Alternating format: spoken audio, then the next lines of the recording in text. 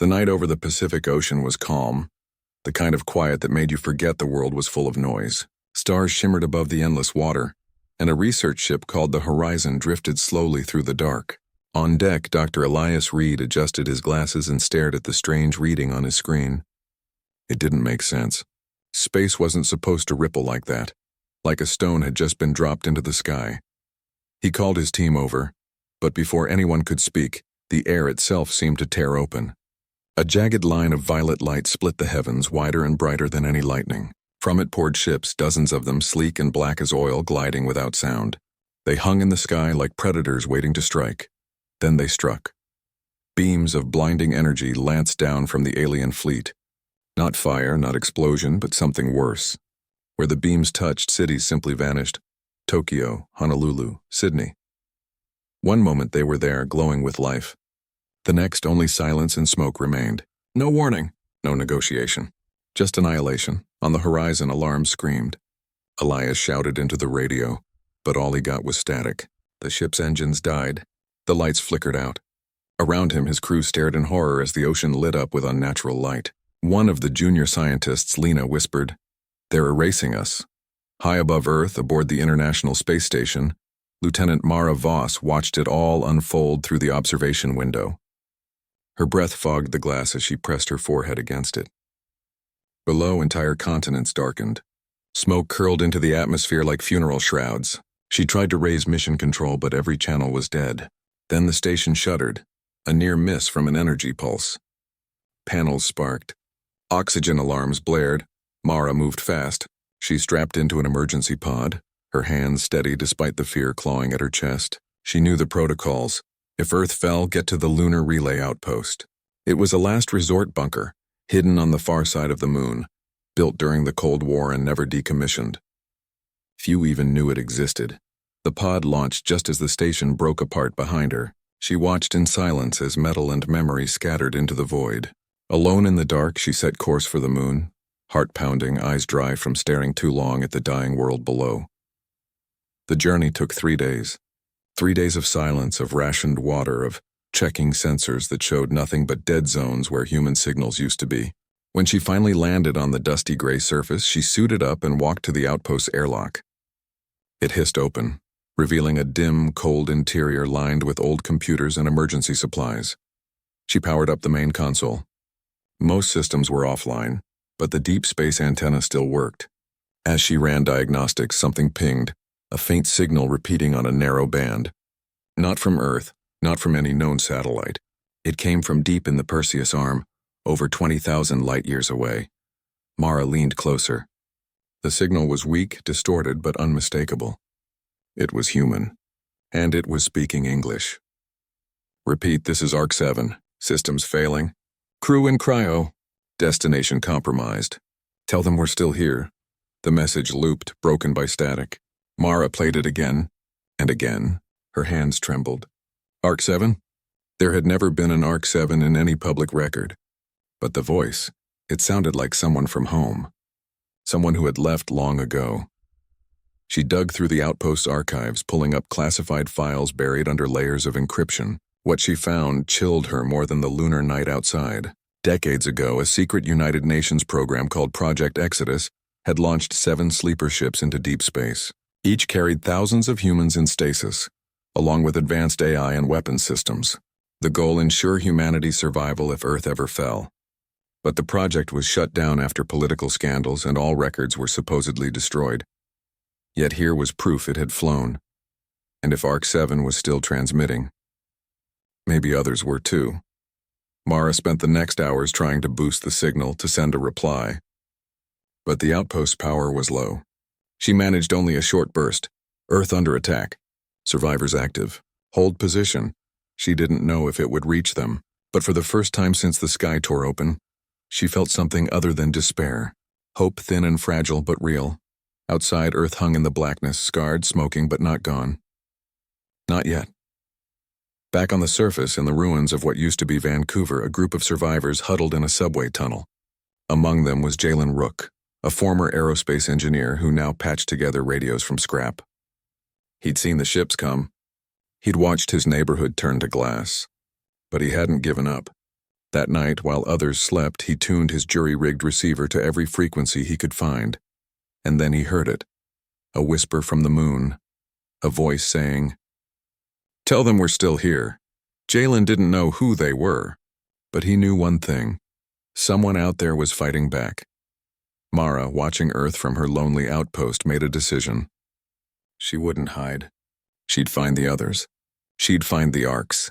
And she'd make sure the invaders knew one thing. Humanity didn't vanish quietly. Far above, in orbit, the black ships patrolled, scanning for signs of resistance. They assumed Earth was broken. They assumed humans were prey. They were wrong. The signal from Arc 7 kept playing in Mara's mind like a promise, and promises she knew were meant to be kept. She powered up the outpost's old rover, loaded it with supplies, and set a course for the hidden supply cache near Shackleton Crater. If she was going to start a war, she'd need more than hope. She'd need weapons, plans, allies, and she had a feeling they were already out there, waiting in the dark, just like her. The stars watched in silence as the last free human on the moon prepared to fight back. Weeks had passed since the sky burned. Earth was no longer the blue jewel it once was. Smoke hung over the continents like a shroud. Cities were skeletons of steel and ash. The invaders called themselves the Vereth Concord, and they moved through the ruins like ghosts in armor, silent, efficient, and merciless. They did not speak to the survivors. They did not negotiate. They only took. In the high Andes, where the air was thin and the mountains hid secrets, a small group of humans lived in caves carved into the rock. Among them was Mara Voss. She had left the moon weeks ago, landing her stolen shuttle in a dry lake bed under cover of night. Now she wore patched fatigues and carried a rifle cobbled from old military parts. Her eyes were sharper, her voice quieter. She had seen too much to waste words. The group called themselves the Ember Cell. They scavenged food, sabotaged Vereth patrols, and listened to the whispers on old radios. Most believed Earth was lost, but Mara knew better. She had heard the signal from Arc 7. She knew others were out there. One evening, as snow dusted the peaks, a scout returned with news. A Vereth data vault had been spotted near the ruins of La Paz. It was small, just a relay station, but it held encrypted logs from their command ship. Getting in would be suicide, but Mara didn't hesitate. "We go tonight," she said. 3 others joined her. Tomas, a former mechanic with a knack for explosives, Nia, a medic who could stitch a wound blindfolded, and Rafe, a teenager who'd lost his whole family but still carried a fire in his chest. They moved under moonlight, silent as shadows, avoiding the drones that hovered like metal insects above the valleys. The vault was guarded by 2 Vireth soldiers, tall, insect-like beings in smooth black armor. Their faces were hidden behind mirrored visors. They didn't speak. They didn't blink. They just stood unmoving as if carved from stone. Mara signaled. Thomas tossed a small charge at the base of the cliff. The explosion was muffled but enough to draw the guards' attention. As they turned, Nia and Rafe slipped behind them, jamming signal disruptors into their armor joints. The Vereth twitched, then collapsed, their system scrambled. Inside the vault, cold and humming with alien tech, Mara found what she needed, a data core shaped like a black crystal. She pried it free and ran. Back in the cave, they hooked the core to a salvaged military tablet. The files were encrypted, but Jalen Rook, now part of their group after trekking across 2 countries to find them, had built a decryption rig from old phone parts and a car battery. It took hours, but finally the screen flickered to life. What they saw changed everything. The logs showed that the Vereth weren't just destroying Earth, they were mining it. Deep beneath the crust, they had drilled into the planet's core, extracting a rare isotope called Helion-9. It glowed faintly blue and powered their faster-than-light drives. Without it, their empire would stall. But that wasn't the worst part. Buried in the files was a reference to Terran anomalies, scattered reports from across the galaxy, human ships sighted near dead worlds, attacking Vireth supply lines, vanishing before reinforcements arrived. One log even mentioned a black warship disabling a Concord cruiser near the Orion Spur. The ship had no markings, but its weapon signature matched old Earth prototypes. Mara's breath caught. "The Arcs," she whispered. Jalen scrolled further. Then he froze. Look at this, a hidden folder opened. Inside were schematics, mission logs, and crew manifests, all stamped with a faded UN seal. Project Exodus was real, and it hadn't just launched 7 ships. It had launched 12. 5 were lost. But 7 remained active. One log ended with a set of coordinates deep in the galactic core, and a timestamp from 3 days ago. They're still fighting, Jalen said, voice trembling. Mara stared at the numbers. The galactic core was thousands of light years away. No human ship should be able to reach it unless they had found something out there, something powerful. Days later, while the group debated their next move, a strange signal crackled over their radio. Weak but clear. It came from the outer solar system, from Neptune's moon, Triton. Jalen adjusted the antenna, eyes wide. It's a beacon. Old model, pre-invasion, Mara listened. The signal pulsed in a pattern she recognized, the Exodus emergency code. Someone had reactivated a backup beacon, and they were calling for help. We have to go, she said. Thomas shook his head. Neptune? That's madness. We don't have a ship that can make it. We do, Jalen said quietly. There's one left. He led them to a hidden hangar beneath a collapsed observatory. Buried under rubble and ice was a vessel, small, sleek, and black. It bore no name, but its hull was marked with a faded symbol, a rising sun over a broken chain. An Exodus scout ship, left behind when the fleet departed. Its systems were dead, but Jalen believed he could revive it. For 10 days they worked. They scavenged parts from crashed drones, rerouted power from geothermal vents, and patched the hull with melted scrap metal. Mara trained the others in zero-gravity combat. Nia prepared medical kits for deep space. Rafe learned to pilot. On the 11th night, the ship hummed to life. Lights flickered on. The engines warmed with a low thrum that felt like a heartbeat. They called it the Dawn Chaser. As they lifted off from the Andes, Earth shrank behind them, a wounded world, but not a dead one. Mara watched it until it became a dot, then nothing at all. The journey to Triton took weeks. They slept in shifts, ate ration bars, and listened to static-filled broadcasts from other survivor cells. Some were gone. Others still fought. Every message was a spark in the dark. When they finally reached Triton, they found the source of the signal, a lone figure in a patched pressure suit standing beside a half-buried beacon. It was a man, gaunt and frostbitten but alive. He raised a hand in greeting. His name was Kale. He'd been part of a science team studying cryovolcanoes when the invasion began. He'd survived by hiding in ice caves, living off algae and melted snow. But he hadn't just been hiding. He'd been listening. I heard them, he said, voice rough from disuse. The ships. Talking in the void. They mentioned Earth. They sounded afraid. Afraid of what? Mara asked. Kale handed her a data chip. Of us. Back aboard the Dawn Chaser, they played the chip. It was a recording, garbled but clear enough. Firith comms intercepted by Kale's jury-rigged antenna. One officer said, "The Terrans are not like the others. They adapt. They learn. They return." Another voice, colder. "Then we erase them completely. Burn their history. Salt their world." But a third voice, almost whispering, "What if they find the Arcs?" Silence followed. Mara looked at her crew. "They know we're coming." Jalen pointed to the star map. "If the Arcs are heading to the galactic core, they'll pass through the Kuiper Belt first. There's a refueling depot there, abandoned but maybe usable." Mara nodded. "Set course." As the Dawn Chaser turned toward the edge of the solar system, something strange happened. The ship's sensors picked up a faint energy signature, familiar but impossible. It matched the pulse from Arc 7, and it was getting stronger. They weren't just chasing ghosts anymore. The ghosts were chasing back. In the quiet of the cockpit, Mara allowed herself a small smile. For the first time since the sky tore open, she didn't feel alone. Somewhere out there, humanity was still fighting. And now, so were they. The stars ahead were dark, but not empty. And in the black between them, hope burned like a distant sun. The Dawn Chaser drifted through the icy silence of the Kuiper Belt, its hull coated in frost from micrometeor showers. Inside, the crew moved quietly, eyes fixed on the main screen. A signal had led them here, not from Arc 7 this time, but from something larger, something buried.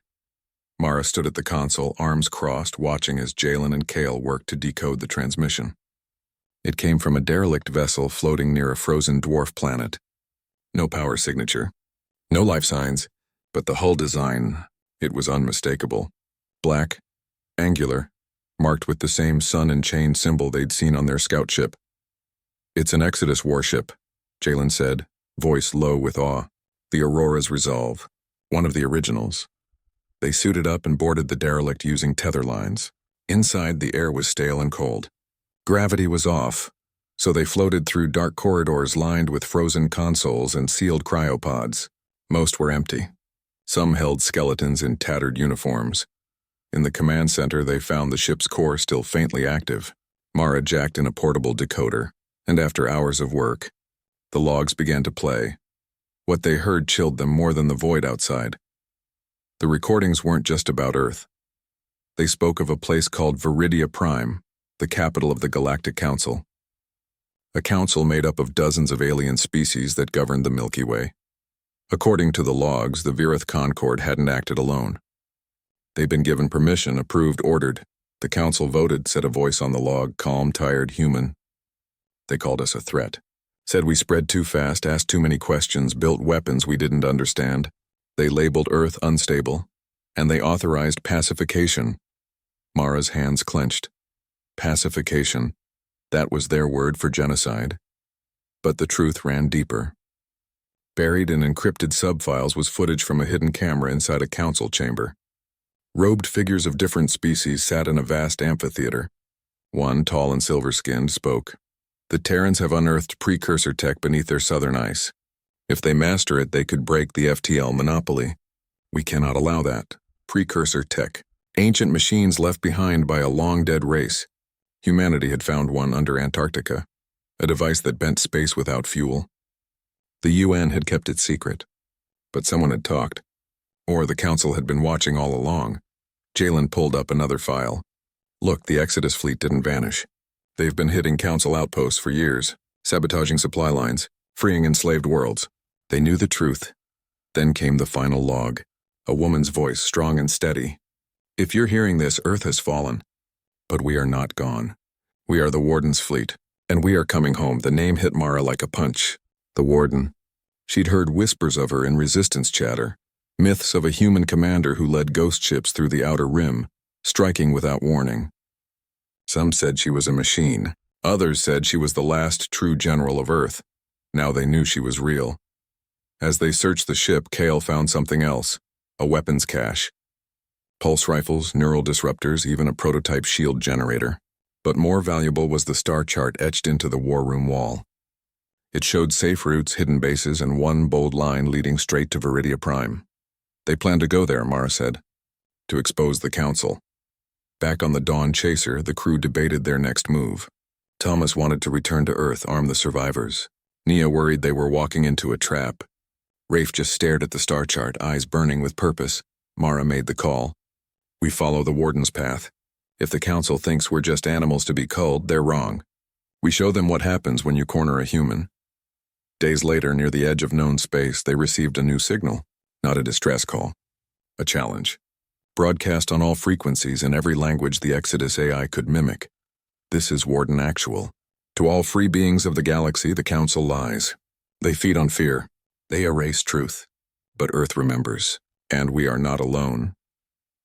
The message ended with coordinates, deep in the Orion Arm. A rendezvous point. Mara set course without hesitation. On the way, they intercepted a Vireth convoy. 3 freighters hauling Hellion-9 from Earth. Mara didn't attack. She watched. From the shadows, she saw something strange. The freighters weren't just carrying ore. They carried prisoners, humans, in cages, alive. Why keep them? Nia asked, horrified. Jalen's face went pale. "For testing. The logs mentioned it. The Council wants to study how humans adapt under torture. They think our minds hold the key to controlling precursor tech." Mara's jaw tightened. She didn't speak. But that night she plotted a new course, one that would take them near the convoy's next stop. They struck at dawn by ship time. The Dawn Chaser, small and fast, slipped past patrol drones and latched onto the lead freighter. Mara, Rafe, and Thomas boarded in silence. Inside, they moved like ghosts. disabling guards with stun charges, freeing prisoners from cryostasis cells. One prisoner, a young woman with burns on her arms, whispered, "They took my brother." Said he could interface with their machines. Mara helped her to the shuttle. Not anymore. They escaped just as Vareth reinforcements arrived. The freighter exploded behind them, a fireball in the dark. Back aboard, the freed prisoners told more stories. Of labs, of experiments, of a council envoy who watched it all with cold eyes.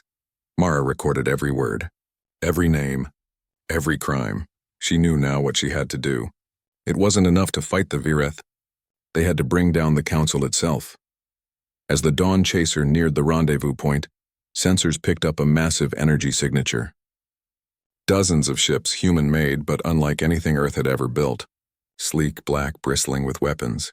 At their center flew a flagship with no name, only a symbol, an open eye over a burning planet. The Warden's fleet. Mara opened a channel. "This is Lieutenant Mara Voss of Earth. We carry proof of the Council's betrayal." For a long moment there was silence. Then a voice came through, calm, sharp, familiar from the logs. "Welcome home, Lieutenant. We've been waiting." The fleet parted like a curtain, making way for the Dawn Chaser to dock.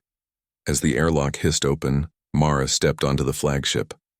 Standing before her was a woman in a dark uniform, eyes lined with years of war but unbent.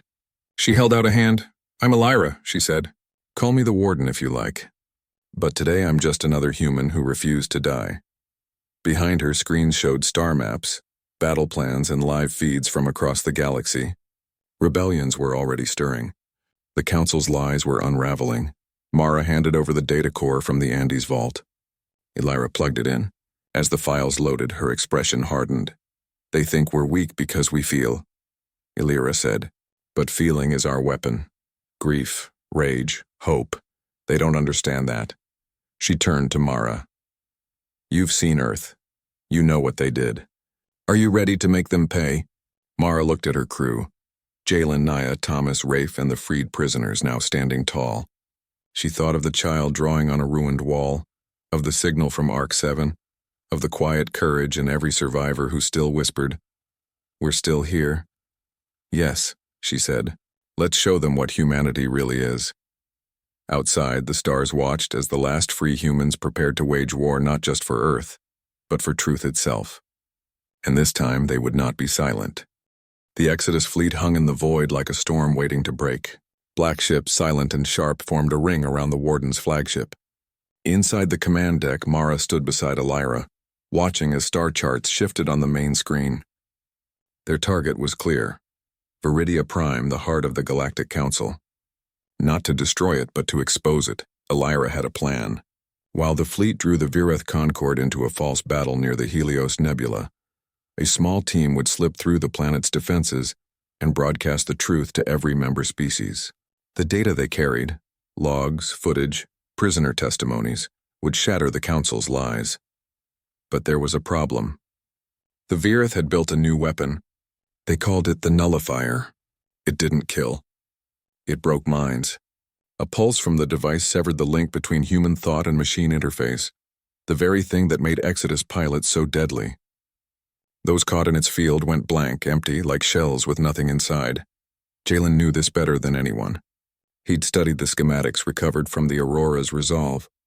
"It targets neural pathways," he told the team during the briefing. "If you've ever linked to an AI, even once, you're vulnerable." Mara looked at her crew. Every one of them had used Exodus tech. Every one of them was at risk. Still, they volunteered. The mission began 3 days later. The Exodus fleet launched a full assault on the Vireth blockade near Mars. Plasma fire lit the sky as warships clashed in silent fury. In the chaos, the Dawn Chaser, now refitted with stealth plating, slipped through the battle lines and jumped to the edge of Viridia space. Viridia Prime was a world of glass towers and floating gardens, beautiful and cold. Its skies were patrolled by silver drones, its surface watched by thousands of eyes. Getting in would be near impossible, but Elira had one more trick.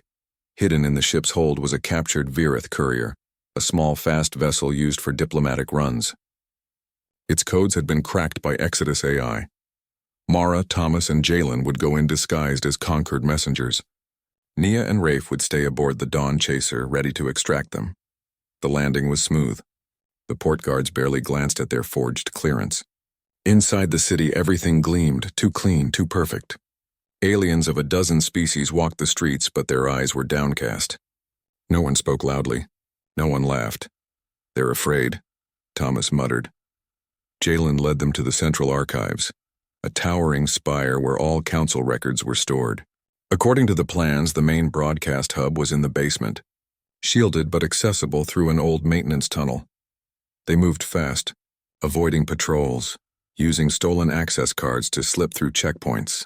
But halfway there, alarms blared. A patrol drone had spotted them. Mara fired first, her pulse rifle melting the drone's core. But the noise drew more. They ran, ducking into a service shaft just as armored guards rounded the corner. Inside the shaft, the air was thick with dust. Jalen worked on a panel, sweat beading on his forehead. "Almost got it," the door hissed open. They tumbled into a dark corridor lined with humming servers. This was it, the broadcast chamber. Mara plugged in the data core. The system recognized the Exodus encryption and began uploading. 10%. 20. The screen flickered. Then the lights came on. Virith soldiers filled the doorway, weapons raised. Behind them stood a tall figure in silver robes, the same council envoy from the prisoner logs. His eyes glowed faintly blue. "You are too late," he said in perfect English. "The nullifier is already active." A low hum filled the room. Mara's vision blurred. Her thoughts felt thick, slow. She tried to raise her rifle, but her fingers wouldn't obey. Beside her, Thomas collapsed, eyes wide and empty. Jalen screamed, not in pain but in rage. He lunged for the console, slamming his palm onto the emergency override. The upload jumped to 80%. The envoy nodded to a soldier. "Take the engineer." "The others?" "Discard."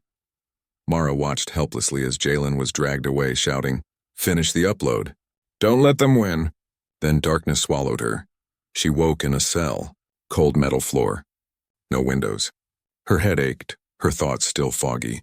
She tried to move, but restraints held her wrists and ankles. Across the room, Thomas sat slumped against the wall, staring at nothing.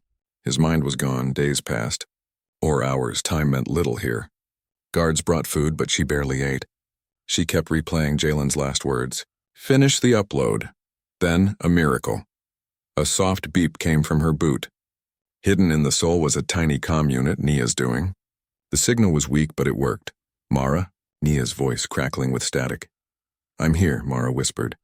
"We saw the upload stop at 82%. We tried to boost it from orbit, but the nullifier's field is too strong." Mara closed her eyes. "Jalen's captured. Thomas's is gone, we know. Hilira's changing the plan. The fleet's pulling back, but she's sending in a strike team to get you." "No," Mara said sharply. "Don't risk it.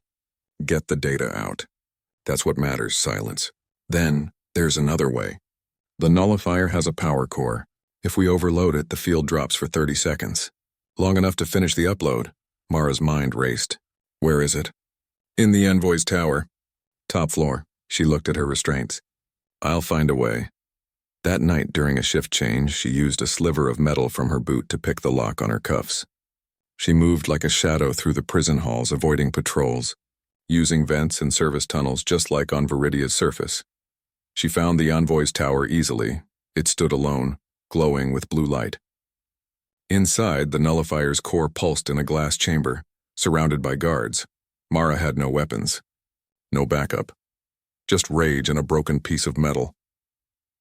She waited until the guards changed shifts again. Then she struck, fast, silent, one guard down, another stunned with a stolen shock baton. She reached the core and jammed the metal into its control panel. Sparks flew. The hum grew louder, then stuttered. The field flickered. In that moment, Mara knew what she had to do. She ran, not to escape but back to the archives. The upload terminal was still active. She slammed the data core back in. 90%, 95 alarms blared. Guards poured in. She didn't care. At 99%, the screen flashed green. Broadcast initiated. Every screen on Viridia Prime lit up. Every comm channel across the planet filled with the truth. Earth's destruction, the Council's lies, the experiments, the fear. Aliens stopped in the streets. Robed officials stared in horror. Rebellion sparked in the lower districts. Mara smiled as the guards dragged her away. Above the planet, the Exodus fleet reappeared. Not to fight, but to watch. Elira stood on the bridge, tears in her eyes as the broadcast spread like wildfire across the galaxy. But the victory came at a cost. In a hidden lab beneath the Envoy's tower, Jalen lay strapped to a chair, wires snaking into his skull. The Envoy watched the screens, face pale. "They've ruined everything," he whispered. Jalen, despite the pain, managed a weak grin. "No, they've just begun." Far away on a dozen worlds, enslaved species rose up. Ships turned on their masters. The Council's grip was breaking, but Mara didn't see any of it. She was thrown into a deeper cell, alone, bleeding but unbroken, because she knew somewhere out there humanity was no longer prey, and the galaxy would never be the same. The broadcast spread like fire through dry grass. On Viridia Prime, crowds filled the streets, tearing down Council banners, smashing surveillance drones with bare hands. In orbit, Exodus ships stood guard, not as invaders, but as witnesses. The truth was out, and the galaxy was waking up. But deep beneath the Envoy's tower, in a cold chamber lined with humming machines, Jalen Rook fought a different battle, wires coiled from his temples into a console that pulsed with stolen human thought. The Virith had tried to crack his mind for Exodus codes, for the location of the other arcs, for the secrets of the precursor tech. But Jalen gave them nothing. Only static, only silence, until he gave them something else. While they probed his memories, he fed them false data, coordinates to dead systems, fake schematics, lies wrapped in truth. And in the noise, he hit a signal, a tiny pulse buried in the neural feedback loop. It carried one word: mycelium. He didn't know what it meant at first, but during one session, the Envoy muttered it in his sleep. "The mycelium hungers," he'd whispered.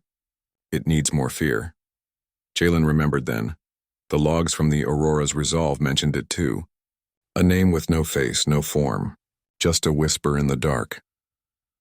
Now, as the guards dragged Mara away after the broadcast, Jalen used the last of his strength to send that signal out through the lab's comms array. It wasn't strong, but it was enough. Mara, locked in her cell, heard it through the comm in her boot. Just one word repeated: mycelium, mycelium, mycelium. She didn't understand. But Elira did. Aboard the flagship, Elira stared at the decoded message. Her face went pale. She turned to her AI core. "Pull all files on the mycelium." What appeared on screen made her blood run cold. The mycelium wasn't a species. It was a hive mind, an ancient, shapeless entity that lived in the spaces between stars.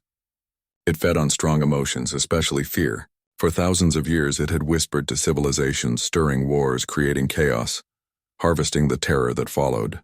The Galactic Council wasn't just corrupt. It was a farm, and the mycelium was the farmer.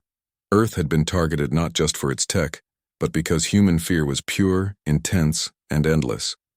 The mycelium wanted a feast. Elira made a decision no one expected.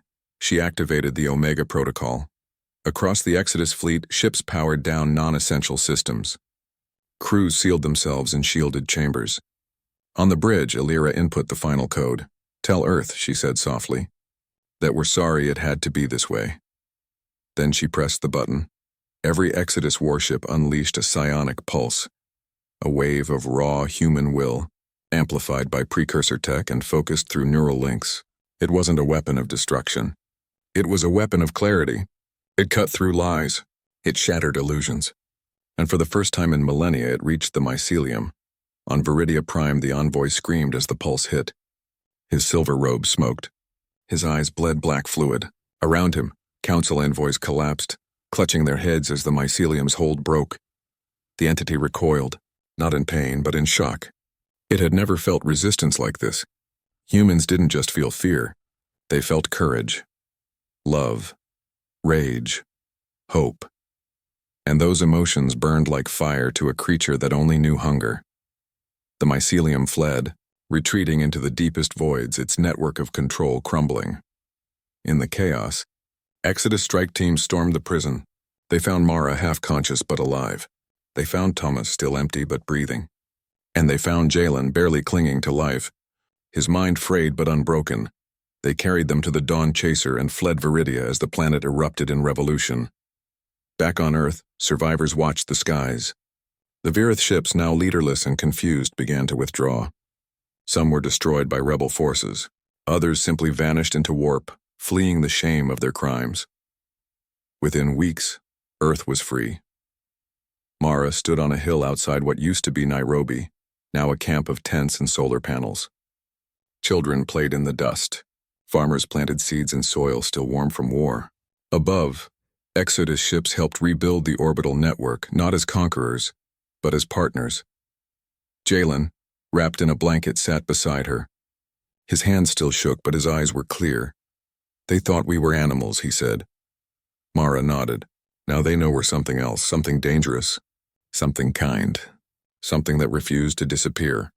Elira visited once, standing at the edge of the camp watching the sunrise. She didn't stay long. The Exodus fleet had new work to do, helping other worlds break free, hunting the last pockets of the mycelium's influence, protecting the fragile peace. Before she left, she handed Mara a small data chip. "For when you're ready." Mara didn't open it. She knew what it was: plans, coordinates, a new mission. But not today.